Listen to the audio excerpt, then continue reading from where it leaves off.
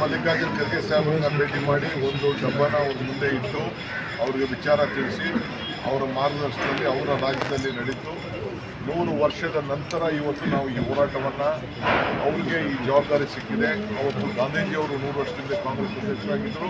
ಇವತ್ತು ನಮ್ಮ ರಾಜ್ಯದವರು ಮಲ್ಲಿಕಾರ್ಜುನ ಖರ್ಗೆ ಸಾಹೇಬರು ಇವತ್ತು ಅಧ್ಯಕ್ಷರಾಗಿದ್ದಾರೆ. ಸೊ ಇವತ್ತು ನಾವು ಆ ಸಂದರ್ಭದಲ್ಲಿ ಈ ಮತದಾನದ ಹಕ್ಕಿಗೋಸ್ಕರ ಒಬ್ಬರಿಗೆ ಒಂದು ವೋಟು, ಆ ವೋಟ್ಗೋಸ್ಕರ ನಾವು ಇವತ್ತು ಫೈಟ್ ಮಾಡ್ತಾ ಇದ್ದೀವಿ.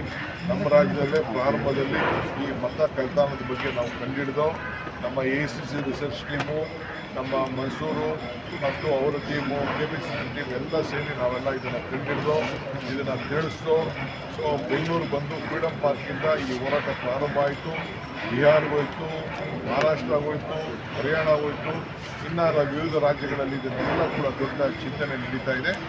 ಇವತ್ತು ನಾನು ಏನು ನಮ್ಮ ಕಾರ್ಯಕರ್ತರು, ನಮ್ಮ ಬ್ಲಾಕ್ ಅಧ್ಯಕ್ಷರು, ಜಿಲ್ಲಾಧ್ಯಕ್ಷರು, ಸಂಘಟನೆಗಳು, ಸೆಲ್ ಡಿಪಾರ್ಟ್ಮೆಂಟ್ ಅವರೆಲ್ಲ ಸೇರಿ ಏನು ಸಿಗ್ನೇಚರ್ ಮಾಡಿದ್ದಾರೆ ಅದನ್ನೆಲ್ಲ ಕೂಡ ತಲುಪಿಸಬೇಕು ಅಂತೇಳಿ ನಾನೇ ಇದಕ್ಕೆ ನಮ್ಮ ಜಿಲ್ಲಾಧ್ಯಕ್ಷರು ಮತ್ತು ನಾವೆಲ್ಲ ಸೇರಿ ಇಲ್ಲಿಗೆ ಬಂದಿದ್ದೀವಿ. ನಮಗೆ AICCಯಿಂದ ವೇಣುಗೋಪಾಲ್ ಸಾಹೇಬರು ಆದೇಶ ಕಳಿಸಿದ್ರು. ಆ ಆದೇಶದ ಪ್ರಕಾರ ಇಲ್ಲಿಗೆ ಬಂದು ನಾವು ಇಲ್ಲಿಗೆ ತಲುಪಿಸಿದ್ದೀವಿ. ನಮ್ಮ ಜನರಲ್ ಸೆಕ್ರೆಟರಿ ಇನ್ಚಾರ್ಜ್ ಅವರು ಕೂಡ ನೀವೇ ಫಸ್ಟ್ ಆಗಬೇಕು ಅಂತೇಳಿ ನಮಗೆ ಮಾರ್ಗದರ್ಶನ ಕೊಟ್ಟಿದ್ದರು. ಬಟ್ ನಾವು ಜಾಸ್ತಿ ನಂಬರ್ ಮಾಡಿರ್ಬೋದು, ಇನ್ನು ಬೇರೆ ರಾಜ್ಯದವರು ಕೂಡ ಬರಲಿ ಅಂತ ಹೇಳಿ ನಮಗೆ ಭಾಳ ಆಸೆ ಇದೆ. ನಮ್ಮ ಡ್ಯೂಟಿ ನಾವು ಮಾಡಿದ್ದೀವಿ. ನಮ್ಮ ನಾಯಕರುಗಳಿಗೆ ಮಾರ್ಗದರ್ಶನ ಕೊಟ್ಟಿದ್ದಾರೆ. ಆ ಪ್ರಕಾರ ನಾವು ನಮ್ಮ ಕೆಲಸವನ್ನು ಮಾಡಿದ್ದೇವೆ.